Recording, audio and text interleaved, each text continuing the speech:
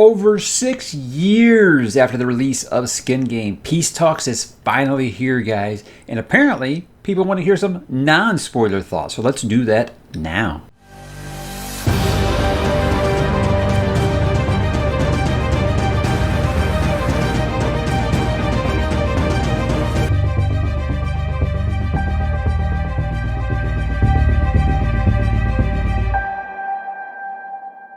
Hey, what's up, bookworms and Dresden fans? Mike back one more time to talk a little Peace Talks by Jim Butcher, the long-awaited 16th novel in the Dresden Files series. Now, I've said before, I haven't really been doing non-spoiler discussion for this series up to this point because I feel like when you're in a book 16, you're either in or you're out. You don't need to hear non-spoiler thoughts. But I know not everyone is going to be able to read this right away, and so they've asked for some non-spoiler thoughts. So I'm going to do my best to try to give those here. Now, even though this is non-spoiler review, there will be some things. If you haven't read the first 15 books, basically if you haven't read Dresden Files up to this point, I probably wouldn't do this if you aren't current, because I might make a couple of references about what Harry's current standing is, or for example, and I'm not going to avoid that. So if you are not at least through Skin Game, I'd probably just wait and just say, hey, if you like the series at this point, you're going to keep liking it there. There's your review. So if you want to go in completely blind, I'd also recommend going back now. But if you watched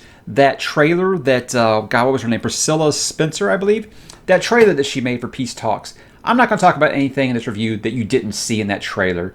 But again, I'm just trying to get out in front of the whole, hey, you said this was non-spoiler and then you told me what the plot of the book is.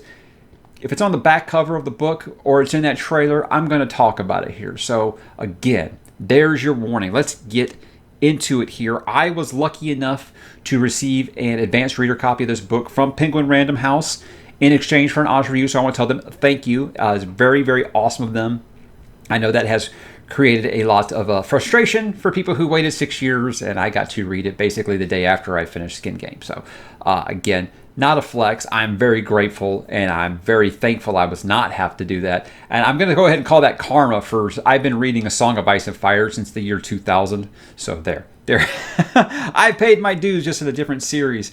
I read this thing in about 3 days, and that was with taking my time. And I was reading another series at the time. So I was kind of splitting time with it. Basically, they didn't want me to put out a review until the day, and I wanted my thoughts to be, fresh. So I kind of let it stretch out over the course of 3 days. You could read this book in probably 1 or 2 sittings, and I'll get to that when I get into the, the ending here. But let's just do like I always do with my reviews here, talk about what is it about up first.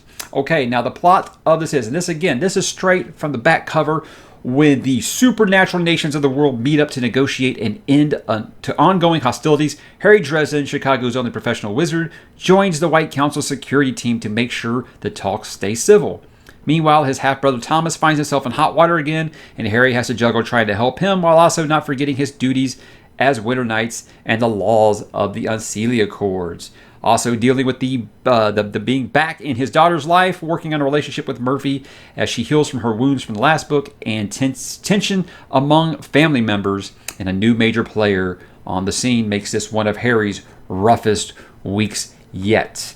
And that is about as vague as it's going to get here. So again, if you watch that trailer, you get a greater sense for what this book is about. But basically, yeah, the title is what this book is about. Yes, they just kind of sit around tables and talk to each other. Not really. But anyway, that moves me into what makes it good or bad. This, I think I'll be able to spread my wings a little bit here for what makes it good. I mean, guys, it's a Dresden Files book. I feel like the one thing that you can count on every one of these books is you're going to have a great time. And that's no different here. I had just as much fun as I usually do in a Harry Dresden adventure. And I think that, you got Butcher's just as good of a writer as he always was. The pop culture references are to maximum like they always are. They always land. I never once feel like there's any fat on this book. It's very lean, which is incredible if you consider the fact that this was one story that he broke into 2 parts, and then he added, some fluff to it to make it a full-length novel. So, I mean, I don't know if that's true or not. That's just what I've been told. So if that's the case, very impressive, because there wasn't ever a lull in this book where I felt like, I could have done without that part. So, all very, very good stuff there. Lots of twists, of course. that I probably could never have predicted. Nothing that's going to be like game-changing for the whole series or nothing. But again, things I didn't see coming. And you might have, because I know a lot of you guys have had, 6 years to theorize on these things. I actually, after I finished, I looked up on the Reddit. One person guessed something that was going to happen in this book. One. At least that I found. I'll talk about it in my spoiler review. But Butcher's writing, I think, is just as strong as it's ever been in this one. And I would actually argue that his romantic dialogue is the best it's ever been. It's really good. It's touching. It's believable. Never to a point where it just feels like full-on sap. It's not even as much the dialogue as it's what's unspoken between characters and the way that Butcher describes it. Just good stuff. Good stuff. I think that a lot of the more epic fantasy authors could learn a thing from Mr. Butcher here on how to write romance, because I feel like a lot of them just can't do it. It's not their forte, but he's awesome. He's obviously grown as a writer during this time, and it's noticeable. But the growing tensions between certain characters, I don't feel like they feel forced or rushed at all. It's one of those kind of things where, when you can see two characters about to bang heads, and you hope that they work it out, but they're not going to, and there's nothing you can do to stop it. That is this in slow motion in this book. You know that it's coming, and it's painful. It's painful. It hurts, but it's going to happen, and there's nothing you can do about it. You just gotta kind of sit there and watch this train wreck happen in slow motion, and it's really, really well done. Really well done. But what I liked about Skin Game was it was, a heist story. And I feel like a heist is a subgenre that I really appreciate and isn't done enough in fantasy stories. And this one has somewhat of a heist story in it as well. So following up, not quite as epic as it was in Skin Game, because I've said in my review for that, it's a top 5 Dresden book for me at this point. But it's a lot of fun. It's something that I feel like Butcher's really, really good at, and he expands on it here. I would say about one more thing about the heist thing is that it's fun, and I say that a heist is fun, but the stakes in this never feel hokey. They never feel like, I'm not worried about it. There's numerous times where I'm like, I don't think they're going to get away with this. So take that for what you will. Then there's a new threat. I feel like in many Dresden books, you always have your returning foes, like the Outsiders, or he expands on Nemesis, or he gives you more Order of the Black Denarius, which I love, obviously. But he always kind of gives you like those little minor foes, so Harry can kind of get a W. So he doesn't seem like a complete buffoon, right? Like, hey, Batman, you could have put him away, but you didn't, and they got away, so we can have an issue next week. Nothing like that. With this, you have a new threat, but I don't think this is a one-off. This is a major, major new player. And this new player is the thing that one person I said that I found. Of course, I haven't scoured Reddit for years like other people have. Others might have found it. But in my quick research for this video, I found one person that figured it out. And I think that's really awesome. And I hope they watch this video so they know who I'm talking about. Well, I guess I'll give them credit in my spoiler review here. But if there's a not so good about this book, I think it's twofold. One, this book is short, like Stormfront short. And not that you can't tell a good story in that many pages. You can. But I think it's just at this point we've gotten used to the 5, almost 600 pages for Dresden Files books. And so it might feel brief. Some of you are going to finish this in 1, maybe 2 sittings. If I wasn't splitting time, or like I said, I was just trying to, like say they gave this to me the day before and they wanted the review, yes, I could have knocked it out in one night. I really think this is not, depending on your reading speed, you're going to knock this out in a night. That's why I feel comfortable doing my spoiler review tomorrow, because I feel like many of you will finish this immediately, the first day. And that's not even counting the audio people. I'm talking about the reading people too. I'm sure the audio people will probably knock it out in one day. But yeah, the second thing, there's not a ton of answers in this book. If you're one of those that's been, all these theories and speculation, and you've been waiting for peace talks so you think you're going to get all these answers, I'll say that there wasn't a ton of that in this book.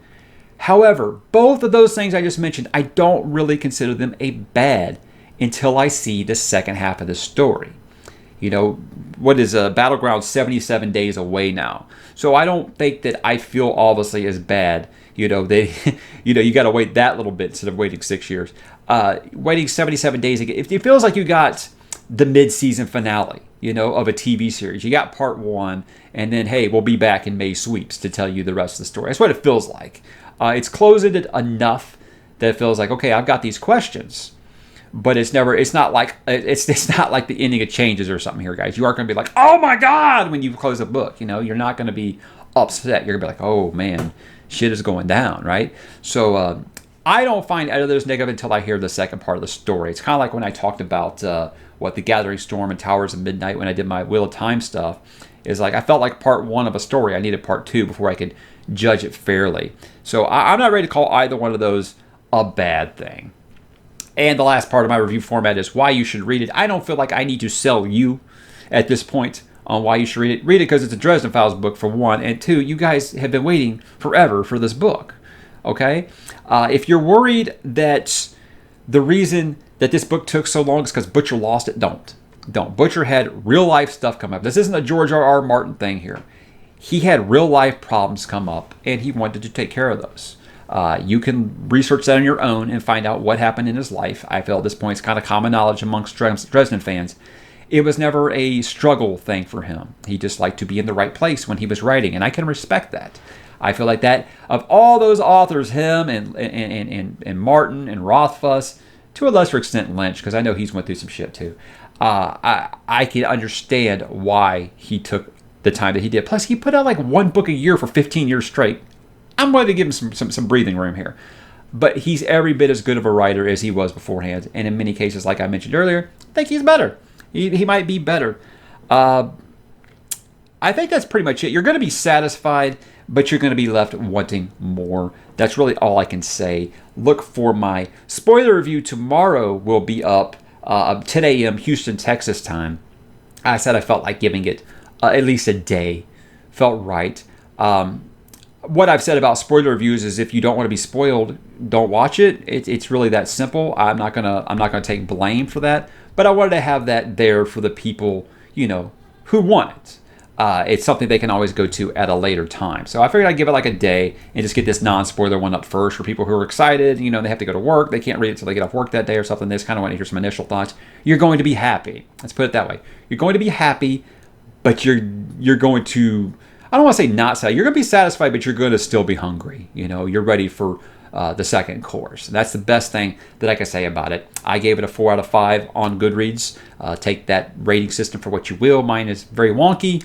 But for people who watch the channel a lot know that is pretty much as high as you can get unless you just rip like the next great American novel. And I'm not ready to go there with it yet. So guys, there it is, non-spoilers for Peace Talks. I look forward to talking to you about spoilers, which will be the usual format here tomorrow. So I will talk to you guys again. Enjoy your read. I think you're going to have a good time. And I'll talk to you then.